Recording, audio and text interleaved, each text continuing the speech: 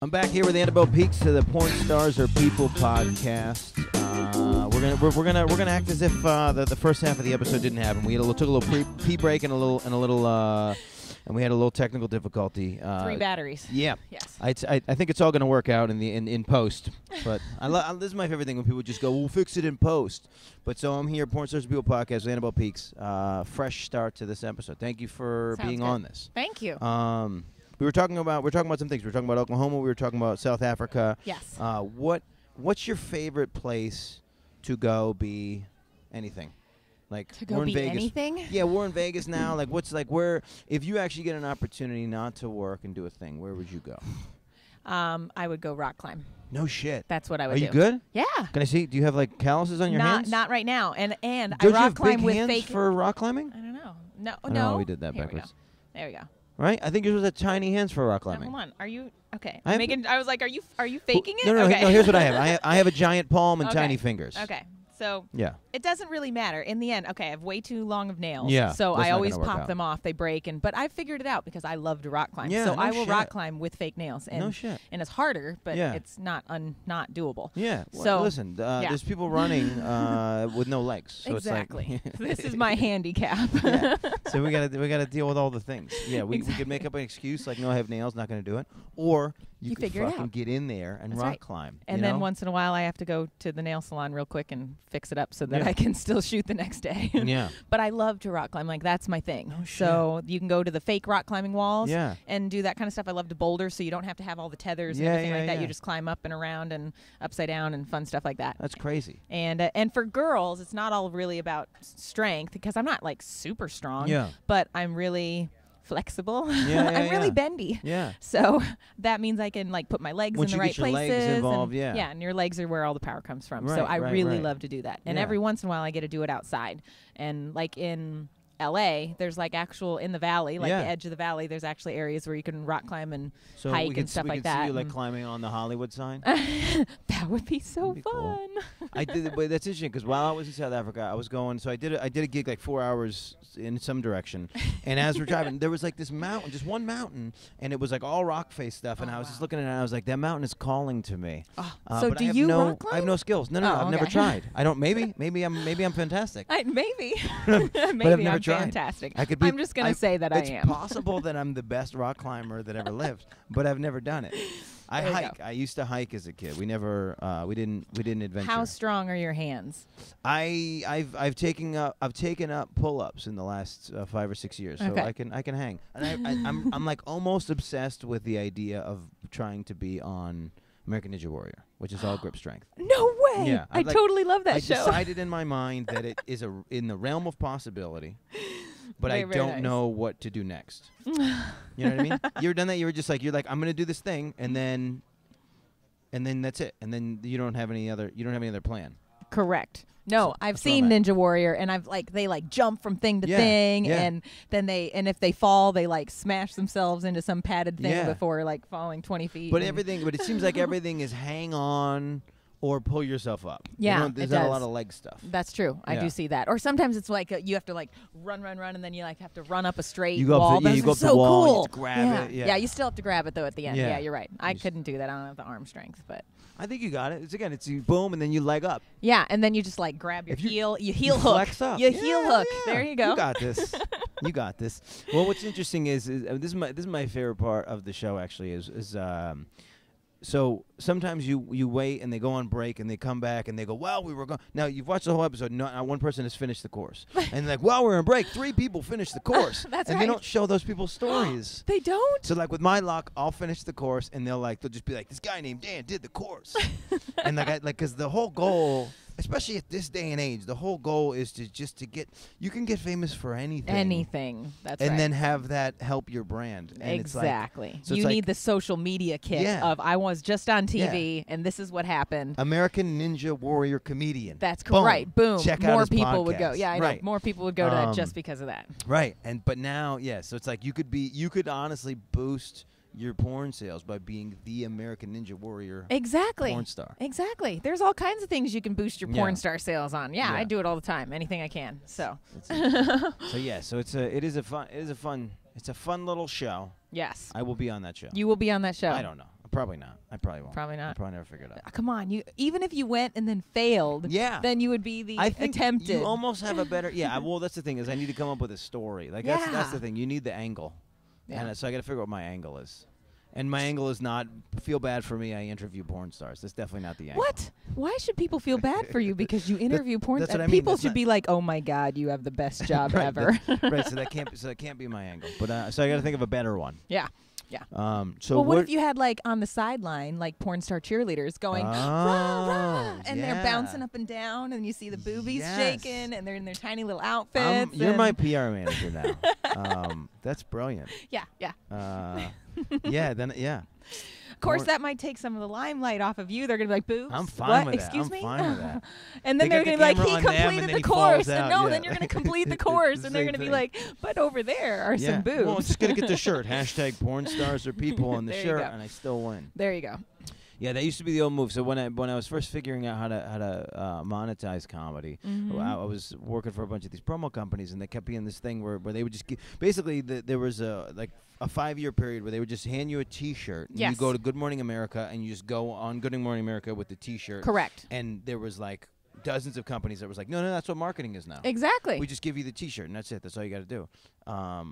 And now, but it's like that. You're not. That wasn't affecting anyone. Ah, gotcha. Having the T-shirt and the thing. Right. It wasn't actually giving you anything. Yes. It wasn't giving the brand anything. Well, either. it's got to be so catchy that somebody's like, holy shit, that shirt is really funny. Yeah. I'll Google that. They need to, they need to purchase it. They need to do the thing. Exactly. It's hard to change that over into a sale or into a follow or whatever it would be. So what would be if you could invent a hashtag? What would be your hashtag? Well, I have invented some hashtags. So I've got like hashtag boobs for world peace. I've got hashtag judge me not because I have that across my chest. So let's see, what are some of the? I have the silliest hashtags alive on Judge Instagram. Me not. Yes. Now, okay. So what's the background on Judge Me Not? What does that mean to you? Judge me not. So I put it on my chest because I really am. I'm like I live in the Midwest in the Bible Belt and in the Bible Belt. And before I did porn, I was a CPA and I was a blonde. No shit. Yeah. So when I got out of college, I get my degree, I get my master's degree, I get my CPA license. I'm a CPA in a firm doing my job, and I'm really good at it. Like I'm smart, I'm bright, I'm getting this. But I was constantly hey, can you give me some coffee? Yeah. Because I was the cute blonde, And it is a male-dominated profession. Correct. Well, and I was young, but I knew my shit, you know, and I'm like, no, I'm not going to get your coffee, but I'm going to show you how to save your business. So come on in here and sit down. Let me explain these financial statements to you because they just don't know how to read them or they don't know both stuff. Of us. How about that? Yeah. I will finish this up and you go get the coffee. But which I didn't mind because I got it. But at the same time, I was like, come on, really? And so it was like the judging behavior. Well, then I love tattoos. I started getting them when I was 18, just a few. But I'm the professional businesswoman, so I always got them from like here to here. This is an interesting, that you could, cover. Yeah, so this is an interesting thing because in our lifetime, I'm 2 years younger than you. I'm probably 6 months younger than you. Okay. And so in our lifetime, tattoos went from being start underneath all of the clothes. Don't let anybody see. To start now at the knuckles. I know. And work your way up. Like I'll see people who are knuckled to elbow and then underneath is nothing. So the culture has changed drastically. So when you started getting tattoos, it was hide it. Make sure doesn't anybody see it. Correct, because I'm the professional businesswoman, so I've got to fit into this square little box. Yeah. And so then, like, I'm a little feisty. I'm gonna admit. I've always been a little edgy. So I like when the first time that I ever kind of branched out, I was like, well, I'm just gonna get a piercing. Well, I've already got, I've already got piercings that were hidden. So I was like, I'm gonna get that little nose piercing because I'm starting to see them everywhere. Like people in doctors' offices have them. So I show up with one day and they're like, what's that? And I was like, well, I see him at the doctor's office all the time. It's really tiny. Just if anybody complains about it, you guys just let me know. Yeah. I don't think it's a problem, but you guys let me know if it's a problem. Right. And they kind of gave me this look like, it's a problem. It's a problem. But then nobody ever complained about it, and they didn't really say anything. So it just kind of let me in. Yourself. Yes, I was already. Yes, I was. I mean, and I'm good at what I did. So like they needed me, I was good. So yeah, so it's not like I was replaceable, and you know. But then like I had blonde hair, so I went red, like regular plain red, because I didn't want to be the blonde who was judged as the secretary, right? I like this thing. So this is what I did when I was trying to work in corporate. Yes. Was I would shave on Sunday night, and then I would just wait until, and I just wouldn't shave the rest of the week, and I would wait until someone said something. Yeah. So you were doing the same. I'm doing the same thing. You're like, it's red now. It's red, and then what are they gonna say? I threw, and they would be like, oh, okay, I like that color. That's not bad. Cool. So then I threw a little pink in there once or twice, just a little. And they'd be like, man, your hair's bright. And I'm like, yeah, I don't know what happened. I guess my hairstylist just made it a little brighter this time. It washes out in a couple days. Yeah. But so then they take that away as, okay, that's fine. Yeah. And then the next time I just put a little bit more pink in there, and then a little more. So I had like a pinkish red, this fuchsia color. Yeah. Even when I was a CPA. That's crazy. But if you kind of slowly work your way into it, just like you said, you just didn't shave all week. It's so too then late. It's slowly, what are they going to say? Too late. Yeah. And then they've already let it in. I got hired. I got hired at a job where and this was the big contention for me, was they were like, you have to wear a blue shirt or a white shirt, and you have to shave every day. And I was like, no, thank you. I declined. Because I showed up in the. This is how ridiculous it was. I showed up at one of the interviews in a pale yellow shirt, which is it's in the same complexity of light blue and white, and they were like, you can't wear this. This is wild. This is a wild. And I was like, you know what? I don't think that this position's for me. This is too many They were really things. square. Yeah, crazy. That is too nuts. Much. Yeah. So I did. So that's how I got through, and then I started getting my arm tattoo, and this right here at the end would poke out of a 3-piece business suit. Right. But because it just kind of peeked out. Yeah. And by then we had another person in the office, like a younger guy, and he had an arm tattoo that would every once in a while poke out, and he'd roll up his sleeve when he got warm, and then you'd see the whole thing. So I was like, well, if he's doing that, then there's no problem with me. Doing it. Like everybody's doing it. So everybody's doing it. And and now it's so silly when you think about it, because is somebody going to say you don't have an intelligent mind because you have a tattoo on you? Because you have creativity. Yeah. Yeah. So I think the world is changing a little bit. I certainly think there's going to be the older generation that's a little stuck in their ways. Now I don't think they're going to be like, oh my God, I can't be your CPA because because of that. But I think it just makes them like question it. Yeah. But like the younger generation is like, who the fuck cares? That's the starting point. Basically, I've met people in the last year or two that went from no tattoo to full sleeve in one session.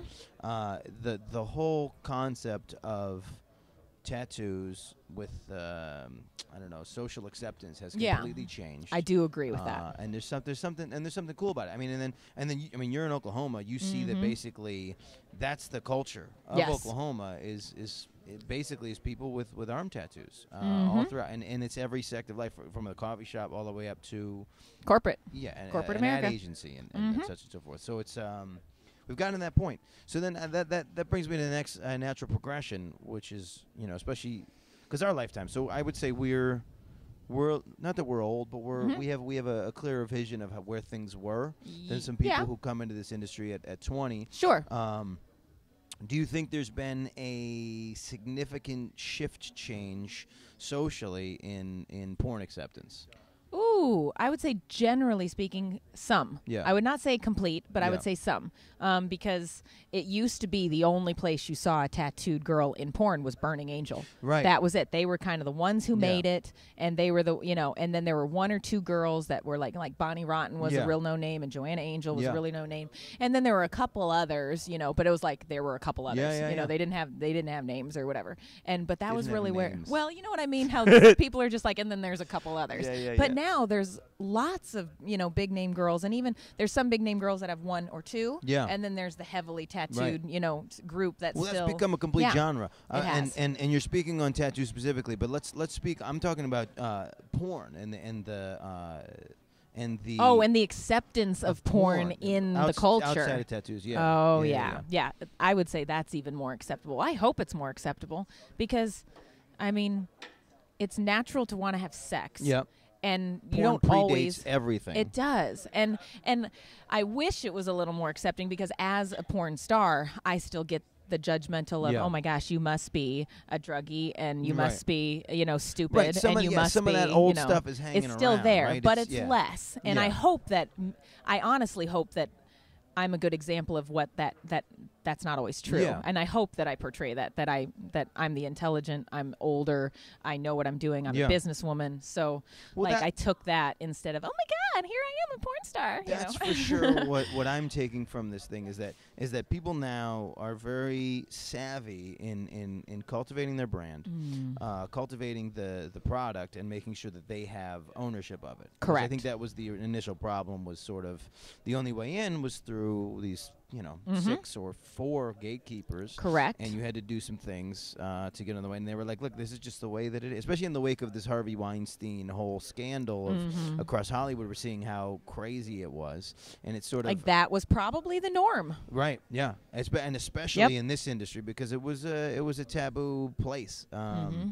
Which, by the way, this was my reason for going to South Africa. Was comedy there is only 28, 30 years old because of apartheid. Okay. So what happens is it's like going to 1980 and doing comedy in New York City. It's like a time machine. Yeah, that was my thought process. Was that the art form is so good right now, and the understanding, the acceptance is so good right now. So it's that same notion now. I think for porn, is that we've sort of moved into the new genre. But then there's still some people. There's still some old people that have some ideas. But the truth is, everything's a little bit more acceptable. Yeah. Like if somebody comes out and is like, I'm gay. It's just and then you're just like, oh, okay, well, that's cool. Yeah, you're pretty accepting about it. Like maybe you're not gonna be gay because you don't really like that or you don't want that lifestyle, but you're not gonna like, oh my God, I can't be your friend anymore. Yeah. Like it's just the way of the world. Is acceptance and tolerance. Here's what I had an experience once where someone was coming out to me. And I was just like, what's new, whatever. And she was like, well, I date girls now. And because I was never hung up on that thing, and I never, also, like, sometimes you're friends with somebody and you get it. Yeah. You understand. You get Even them, if they're not saying it to you, you Correct. understand. And so there was this moment where she was coming out to me and she's like making a thing about it, and then I didn't realize that she was coming out. I just thought she was telling me she was dating like a specific girl. Oh, right. Because she was like, I date girls now. And I was like, oh, like what's her name? And she's like, no, like she was like, no, I'm coming out. And I was like, oh, dude, like no, like. Well, congratulations. Is that what you're supposed to say? I think so. I'd be like, awesome. Do their boobs feel nice? Yeah. Well, she wasn't dating anybody specifically. Oh, right. She was just, this was her moment to me, and I kind of felt like I fucked it up. Oh. But it's like because of my overt acceptance. I was gonna say, what do you say to something like that? If somebody came out to me, I'd just be like, sweet. Yeah. I date girls. Well, I don't really date girls, but I like their, Yeah. And I love their boobs, Yeah. and they're super fun to play with. And but I totally need a dude because he's got the, But I think we've gotten to the sweet spot, the acceptance sweet spot. Yeah. And sometimes I think there's like some over the top where if you accept something, then you have to accept everything, and there's probably a very extreme side to that that just sucks, because it's also like if you accept everything, then you can't stand out about anything because because you're supposed to be tolerant. And we're getting to this weird level, where we're getting, especially now with some other arguments, we're getting to a conversation where we just go, well, it's their body, let them do whatever they want. And I think it's getting to a dangerous place. Correct. Well, because we're not having. You go too far, and then there's always that little, okay, let's backtrack a little bit. So we're still trying to find our way on this is the acceptable level of tolerance. Right. But it's not even about. It's not about tolerance. It's about the fact that like you can't just let everybody do what they want to do. Correct. There needs to be some understood, level of like, well, look, maybe if you feel that you have to do this thing, we should talk about it. Yeah. As opposed to just go, it's dismissive to go. Correct. Do whatever you want. Do whatever you want. Doesn't affect me. Correct. We're like, but then you're like, you might be something might be wrong, and then we need to talk about it. Correct. Yeah. Everybody butts out of everybody's business, and then it's like, it's lonelier. Yes, we think that true. It's more accepting, but it ends up being lonelier. Yes, because then people, I've totally had it before. Then people they skirt the issue, and then they decide we'll just keep that. We just won't talk about that. I don't know how they feel, so they can do whatever they want. Yeah, you go, well, just ask them how they feel. They're right there. Just ask them. And then they're like, but I don't know, because that might be offensive. Is that offensive to ask them how they Nothing's really feel? offensive. People ask me all the time. They're like, I don't want to offend you, but can you tell me about your boobs? It's a good opening. It's a good opening line. Yeah, because then you can pretty much get away with anything because you said, I'm not trying to be offensive. I don't want to be offensive. But can I touch your boobs? But I got that yesterday, actually. I was like, I really don't want to sound like an ass, but I'd really like to touch your boobs. And I'm like, oh, yeah, come on, touch my boobs. They're like super soft. They're super fun. Yeah, I let them people touch them all the time because it's super fun. And everyone on the podcast is hating me right now. Oh, you haven't touched my boobs yet. That's what I mean. Everybody in the podcast is like, fuck. Look, this your dude. hand is like way over there. Like, I'm gonna stay away. I'm gonna double full microphone commitment. He's gonna sit on one of his hands. No, I just that's the interview. So just randomly reach over. You're totally reaching my I'll make him do it by the end of the interview. Well, listen, trying to maintain a level of professionalism. This is professionalism. Okay? Do you understand? Yes. Anyway, so the other thing that I found very interesting, exceptional, and possibly a potential issue about porn is the fact that we can create a certain amount of content that caters to even almost a specific audience now. Correct. Mm-hmm. Which I think is dangerous from the standpoint of dangerous is I was going to say, well, what specific kind of content are you talking about here? Dangerous is an extreme, but what I'm worried about is I think it's going to make it so that certain people in their lives now, they don't have to ask another human being for the things that they actually want. Oh. And I think it can break down communication, right? So it's like if I like to fuck feet, okay, and I'm in a relationship, and I've never been. I don't like to fuck feet. I mean, maybe. I like to fuck everything. I have a line in one of my jokes about how as men, we'll fuck any part of your body. Correct. Just fold it and we'll fuck it. We don't care.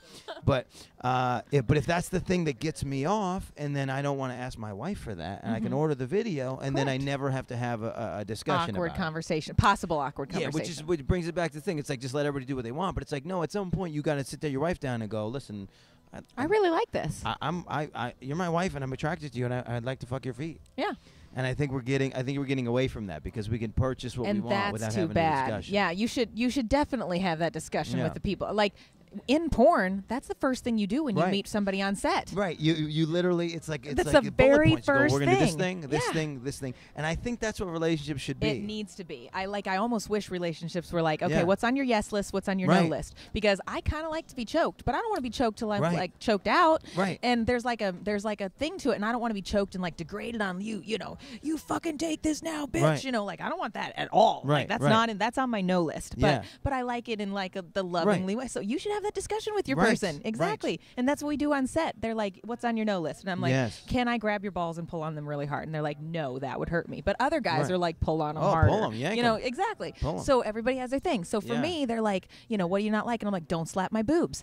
Yeah. Well, because my boobs bruise really easily. Sure. So like, but some guys, they get really excited and then they just start slapping and they don't really mean to. It's so funny. It's so funny. If anybody actually has followed any level of my, like all of the things we're talking about have been things I've talked about on stage. I had a situation where I was like, a girl asked me to punch her in the face during sex. This was my relationship, and I wasn't sure I was comfortable with it. And and I go through in a comedic way the thought process of like how to work up to punching this girl in the face during sex.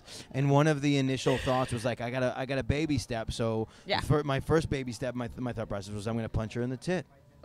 Okay. And then I'm sitting there in this position where like I'm not really positive of how to punch a tit. How do you? I don't know you know what I mean? Like I don't know the logistics of how to even do that. Is it like, you know, you put the like, thumb over? Do I punch it in the eye?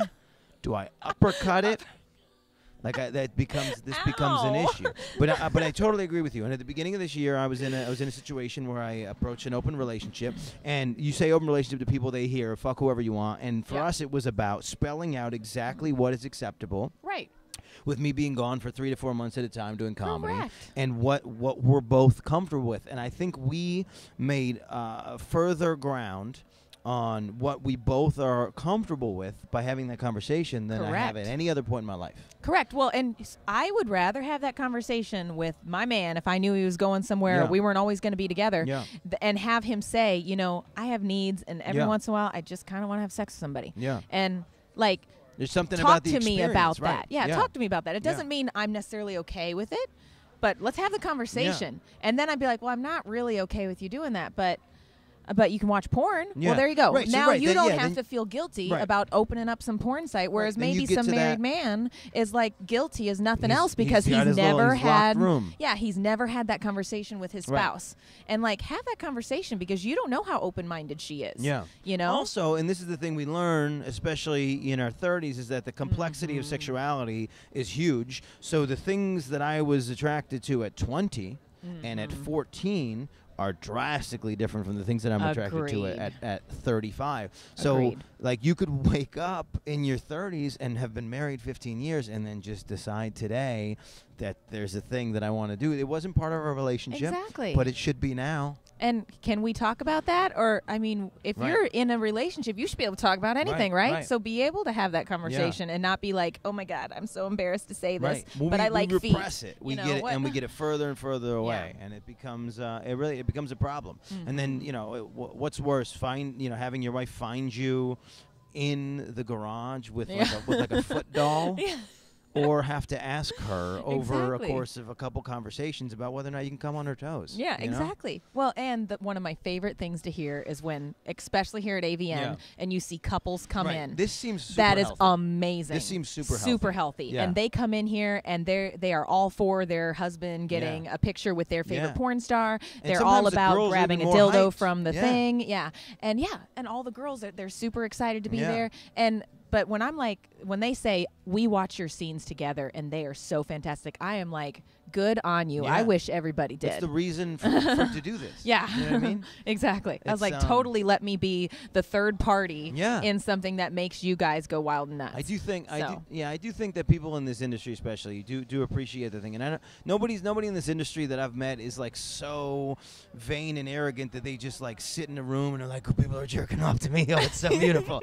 No, like they want the healthy level of sexuality and it's like you're drawn to that and that's what drove people to this industry and it feels like, from the same point of my passion for comedy is that like everything should have the dual levels, that there's comedy and tragedy, there's a balance to what people in this industry are doing, I think, ultimately for sexuality across the board. Mm-hmm. I would agree with that. So it is an interesting thing. So talk to your wife about, I don't know why it's become about feet, but if you want to come on your wife's It's feet. because feet is now the acceptable taboo That's fetish. the new one, right. It Yeah, is, right. yeah, So yeah. like there's all kinds of taboo fetishes. There's Right. there's butt stuff, like all Yeah. kinds of butt stuff, but This- maybe that one's not acceptable to talk about yet. Yeah. So Well, this so is the one- feet this is are the thing totally that I acceptable found out and is being that- whipped and stuff like Yeah, that. the and things that I thought were like the line, and then you start talking to some of the fetish girls, and then it just and it they're like, continues. what? Yeah. You get so far beyond what was traditionally considered sex that it becomes a whole other conversation because Correct. you get to a level where it's almost like we're not even talking about penetration. There's like no more penetration of what this level of fetish has become. But like I said, I think you should fuck every part of your wife's body. There you go. Hey, I'd be down for that too. And I'm like, try something new with me. That sounds Yeah. super fun, Yeah. And I've always been of the, now this is just me, but Yeah. I've always been of the manner of speaking like, I'll pretty much try anything once. Yeah. Like at this point, I know what I don't like, so I don't want somebody to slap me in the face. Right. Don't like it. Right. But there was at one time where I was like, I like choking. Do you want to try to choke me out? Yeah. Like because there's this whole Just fetish see, yeah. about when you get asphyxiated and you Right. pass out. Right. That's supposedly. What do they call it? Autoerotic Yeah. apparently. How do you say asphyxiation? Yeah, How do you say it? asphyxiate. Yeah, Yeah. exactly. That That's one. the word. That one. So I was like, one time I was like, why don't we just try that? I mean, Yeah. I'm not going to die, right? Right. So I'm like double checking that I'm not going to Yeah. die. My guy knows how to do it correctly, Right, whatever. right. So he's like, okay, I'm going to choke you We're out. gonna Are do you it. totally okay with this? And We're I'm like, doing yeah. this. And then like, fuck me at the same time. And we'll see Yeah. if it feels good. And he says I got choked out because she kind of don't remember for a moment. Right. I come back to like 10 seconds later and I am bawling my eyes out wow. because I'm scared to death Yeah, because I of feel like I course. almost Yeah. died. Yeah, And yeah, he's yeah, like, well, yeah. that's the end of this That's- then we're sexual not doing that one experience. again. Yeah. And I was like, I guess that's on my no list. Well, that- but and that's you what's- don't know Yeah, until well, and you that's try what's it. beautiful about about having a partner that you trust and Yes. whatnot is to have that moment where we go, let's try the thing. Mm-hmm. We're both new to this, and then at the end you sort of like reevaluate. I like the idea. Reevaluate. Ellen DeGeneres had this great thing about how like some couples will film their sex, and sometimes it's like it's arrogant and you're watching like, ooh, look at you, look at me, look at you, and then other couples sort of like go back through it like game day footage. footage. And then like, you see where you went left there? That's wrong. Look at energy. Look at my face. Nothing. You know what I mean? So there is a certain level of like survey the experience. Yes. And try to learn something. Exactly. And then there's the other level of let's just have some fun. Yeah, let's have some fun. So I'm pretty much trying. I'm good for trying new things once or twice. But then there are some things where I'm like, I've just figured out I don't like that. So let's stay away from those things. But let's try something else. And you should do that in a relationship. Try because the stuff. It really is trying stuff. It's an interesting. I'm in a weird. I don't know. I'm in a weird space because so we're in this thing and we're doing the deal. Yes. And some of you are seeing this YouTube content. Some of you are just listening to us in the podcast. But so the booth that we're at, this is the Porn Star Signature Series. It's a porn star stroker developed by Elegant Angel. So there's a video. With famous and popular porn stars. Correct. That's directly in my vision, where they're gelling and I don't know, what do you call this? Yeah, they're making molds. They're making pussy molds. Yeah, molds of your vagina so that they can put it on the stroker. So I'm having emotional acceptance. It's just a weird. It was cool. I got slimed in my vagina. It was very, very cool. It was a neat experience. Something about, I don't know why, like in my head, I like part of me, and I don't want to sell it, but part of me wants to mold my cock. Yes. Just for me. I've totally had men do that for me and mail it to me. Yeah, without asking though. No. I ask for it. Okay. Because I ask for it, and then I sell it to them, and then they pay me to accept it. So I'm making money off of this. Right. But then they send me their dick. Their cock. It's amazing. It's awesome. That's and really I'm like, I'll use it. It's just a toy at that point. Yeah. So and then then I'll do a custom video with it or something like that, and then I'm charging them even more. This is what we're talking about. It's all about business in the end. This is what we're talking about. This next level that I can pay. I can pay you to fuck me and never have the experience. But then I can convince myself that I've had the experience. It's correct. It's insane. The idea is then if you mold your dick and then you send it to me and then I use it and in a video I get off on it, then you just got me off. Yeah. Well, because this is what's wrong with what's wrong with dude brain, is that we go, well, we just want to fuck everything, and I don't know why. It's just in our our DNA. We just we want to fuck something new, and then what happens is, but I think we can convince ourselves that if we mail our dicks to random people, then we fuck that person. Yeah. The job is done. The job is done. We don't need to do the thing. We already did it. We've already been in there. We've already and it's a biological thing that our dick needs to be in every vagina. Yeah, I don't know why. I don't know. Dogs do it too. Yeah, I'm not definitely comparing men to dogs all the time, no, but it's just you should. No, but Lion Park. I learned at Lion Park is there's this game where there's 5 lions in a pride, 5 male lions in a pride. Right. Okay. And then sometimes the female lions will be in heat. They let all the male lions hit. Mm-hmm. And then they don't tell anybody whose child it is, because if they tell the male lions whose child it is, they will kill eat the child. Oh my God! So then they all protect the child, assuming that it's theirs. And there's no arrogance in the thing, because if you say to the other lions, it's years and years of evolution. That's kind of smart. Yeah. So so that's what we're dealing with constantly, is the fact that generally speaking, we are all still cavemen. We're Homo erectus. We are the same person that we were however many millions of years ago. We have not evolved at all. That part. Yeah, that part. No, any of it. Even our physical bodies. I eat in the way that we would have eaten as cavemen. I fast intermittently. You mean you're not vegan and you're not No, I fast intermittently and I sort of subscribe to keto. So I eat meat and vegetables over an 8-hour period, and that's it. Because I really do believe in this concept that that's who we still are. Is cave people. I've lost you on this point. Anyway, no. You did lose me, but he also did this little thing it's time for you to sign over there. Okay. So yes. So I feel confident about what we've done here today. Let's have you plug your things. How do they follow you? Plug my things. Yeah, whatever. Hold on, there's a tail over there. Would you like me to plug my things? Yeah. How do they buy your pussy? All of the things. Plug all your stuff. Exactly. Okay. So you can find me on social media. Yep. So Twitter and Instagram is at AnnabellePeaksXX. Let's see. I have my own website, www.annabellepeaks.xxx. I'm on Facebook at the Annabelle Peaks XX. I'm on YouTube. I have an Annabelle Peaks page on YouTube, and then Pinterest. No, I'm not on Pinterest. I have a Tumblr. No, I'm not on classmates.com. No, there are some places I try not to be. Yeah. Let me try.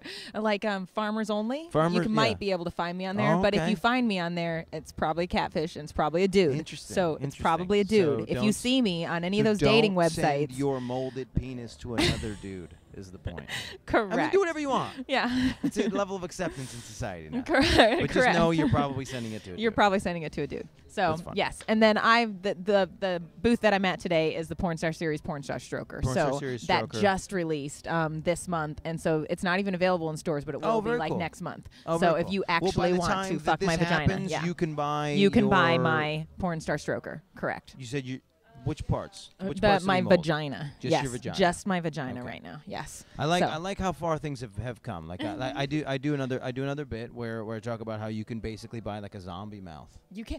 Oh my gosh. Okay. After this, I'm gonna send him over to the booth that's right next to my other booth. Yeah. And it's like got an entire girl. An entire girl. Yeah, you can fuck an entire girl. And then there's holes in various parts of this girl that you can just go on with. But I was like, man, those nipples look actually really nice. I kind of want to play with them. I really love so boobs. much. I love boobs a lot.